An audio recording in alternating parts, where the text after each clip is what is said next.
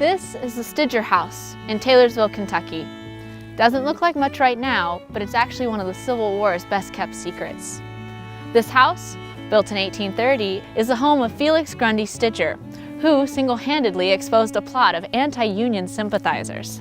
They planned to free prisoners from a Civil War camp, arm them, then overrun Louisville and Indianapolis, maybe even further, thus attacking the Union from the north, costing thousands of lives with the hope of extending the war and gaining a Confederate victory. Felix wrote a book in 1903 describing his experience. You can read the federal case documents. In fact, it has been cited in several Supreme Court cases.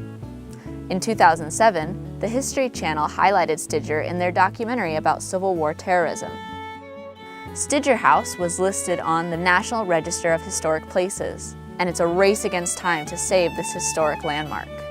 The folks in Taylorsville and the surrounding area have been donating family artifacts from the Civil War and even earlier, but there's no place to house them. Across the street from the Stidger House is a building currently used as a school bus repair shop, which will be moving to a new facility. With modification, this structure could become a repository that would not only tell Felix Stidger's story, but also the rich history of the area. This includes the capture of the famous Confederate terrorist, William Clark Quantrill, just outside of town, and the burning of the courthouse just a few blocks away. It's estimated that 40% of Civil War history is already lost. The Stidger House and Museum could change that for this part of central Kentucky's Civil War history. And there's more. The placement of the Stidger House is unique in that it's just off Main Street and next to the earthen levee. The city has planned a walkway on the levee that follows Brashears Creek and the Salt River as they nearly encircle the town.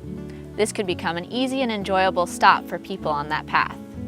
Taylorsville is also on the potential Kentucky Civil War Trail, as it's near where both Confederate and Union troops gathered, camped, and recruited. The grant money will help remodel the cabin and purchase the extra building.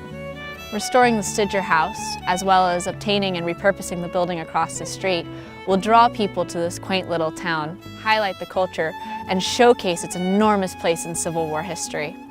It's an underdog story that will hopefully have a happy ending.